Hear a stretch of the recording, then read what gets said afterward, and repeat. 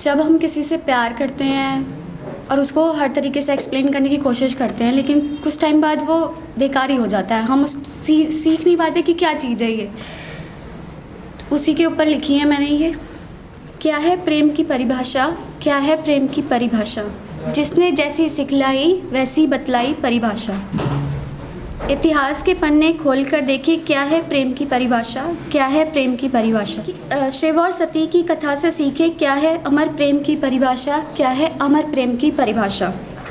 शिव के अपमान से विदुष होकर कूद पड़ी अग्नि में, देकर प्राणों की आहुति सिखला दी अमर प्रेम की परिभाषा।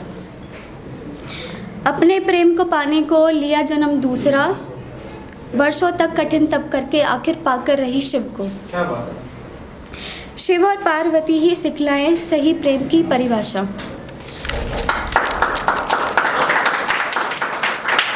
कुछ आगे बढ़ के कुछ पन्ने और पलटकर देखे, क्या है प्रेम की परिभाषा, क्या है प्रेम की परिभाषा। राधा और कृष्ण की कथा से सीखे, क्या है अमर प्रेम की परिभाषा। जब कृष्ण को अपने कर्तव्य के लिए मथुरा जाना पड़ता है तो जाते तो वो अपने प्यार के साथ रह सकते थे, लेकिन उन्होंने अपना प्यार वहीं पे ख़त्म कर दिया था। उसके ऊपर लिखा है मैंने, कृष्ण के कर्तव्य के लिए करा प्रेम का त्याग और दे दी प्रेम में प्यार की त्याग की परिभाषा। राधा और कृष्ण ही सिखलाए अमर प्रेम की परिभाषा।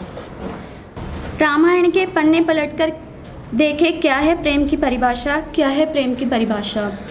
सबने सुनी है सीता राम के प्रेम की परिभाषा, पर किसी और ने भी सिखलाई अमर प्रेम की परिभाषा।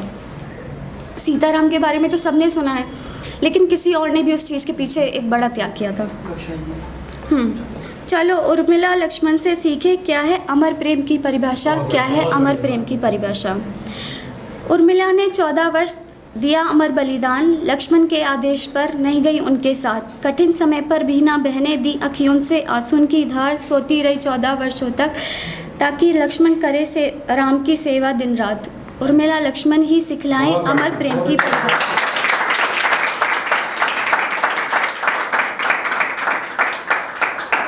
इन सभी ने मिलकर सिखलाई सच्चे अर्थों में सही प्रेम की परिभाषा। शुक्रिया।